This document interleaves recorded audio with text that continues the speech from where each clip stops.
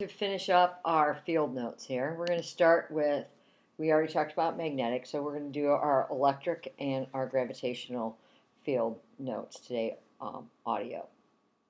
So electric fields have electric charges, forces, and fields. The effect of the electric charge were first observed as static electricity. We know that nature's biggest form of static electricity is obviously lightning, correct?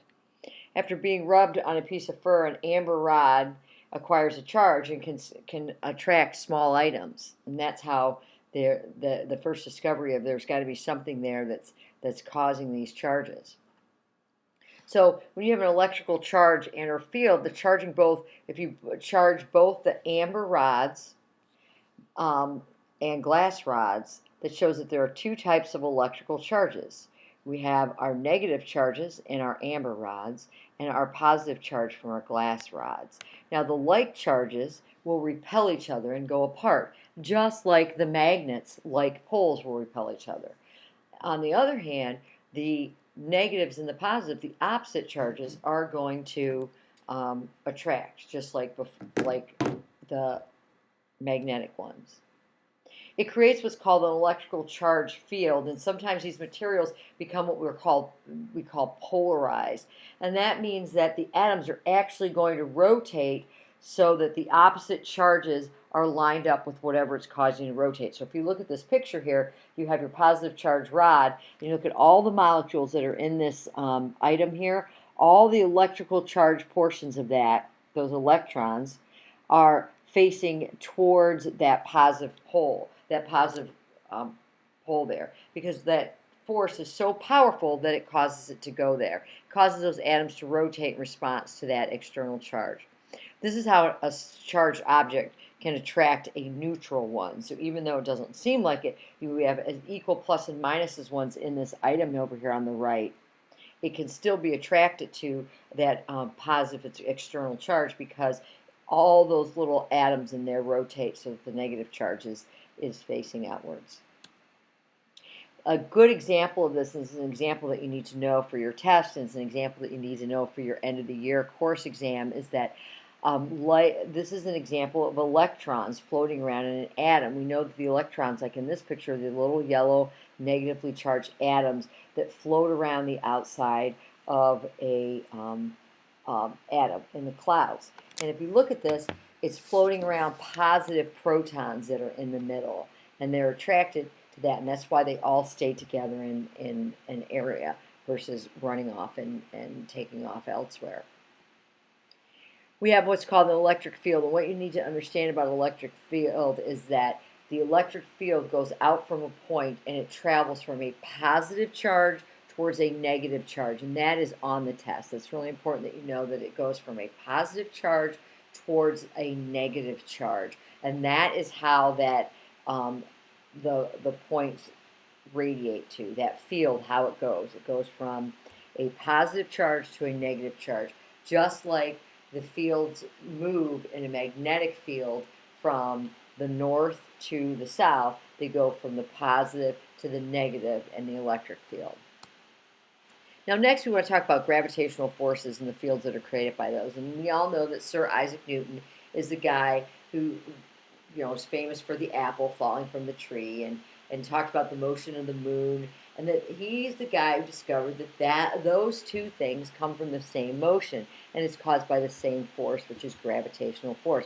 So apples fall down from the tree when they break off of the branch because of gravity, and the moon and the motion of the moon are actually is also due from gravitational force. What's known as universal gravitational force is the idea that Newton came up with that said that gravity is a universal force and it acts between two objects. So for gravity to be an issue, you have to have two objects. He said that the strength of gravitational force is not constant. And what happens is that it is magnified of the force is inversely proportional to the square of the distance between the objects. So the distance is going to be inversely proportionate to the square. So the distance of an object is going to affect gravity, and it's important that you know that. Universal gravity. Newton also concluded the gravitational force is directly proportional to the mass of both objects. So the greater the mass, the greater the gravitational pull. The smaller the mass, the less the gravitational pull. It's inversely proportionate to the distance between the objects. So the farther away the objects, the greater gravitational force, and the closer, the less. The closer the distance, you get that gravitational force. So you need to know that it's directly proportional to the masses of both objects and inversely proportional to the distance of the both objects.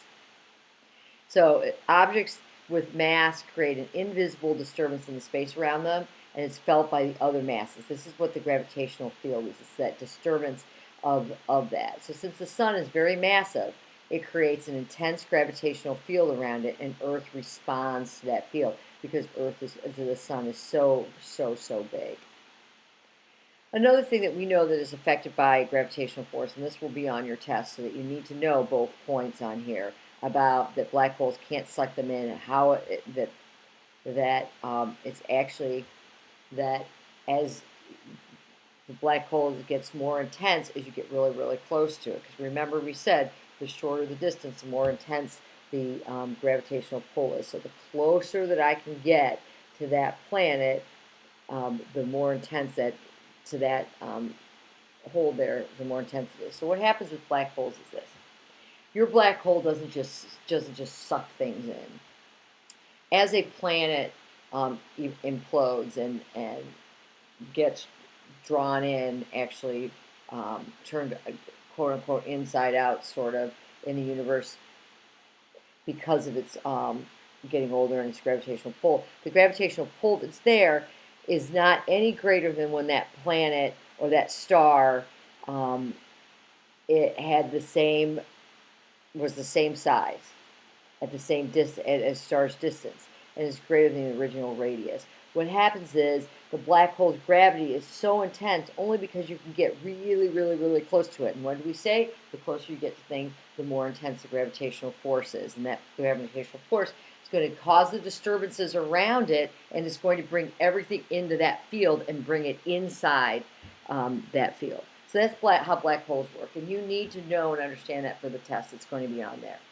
The other thing that's going to be on there is that how tides are affected. You know, we have 2 high tides and 2 low tides per day. And the reason we have this is that, you know, they go along with the moon. And the gravitational pull of that moon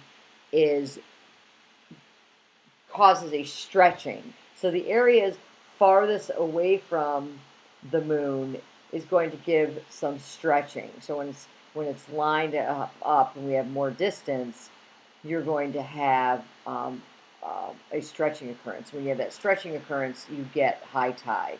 And as the moon moves around and you're away from that, then it becomes low tide. And remember, that stretching, correct, creates that more distance there, which means it's closer to the moon, so you get your high tide. And when the moon comes around to the area where there's less stretching, you're farther away, and so you have low tide because you have less effect of the moon, less effect of the gravitational pull. So that's really important for you to know and understand. That is on the test along with the black holes. All right, so there are your audio notes for the rest of the field notes.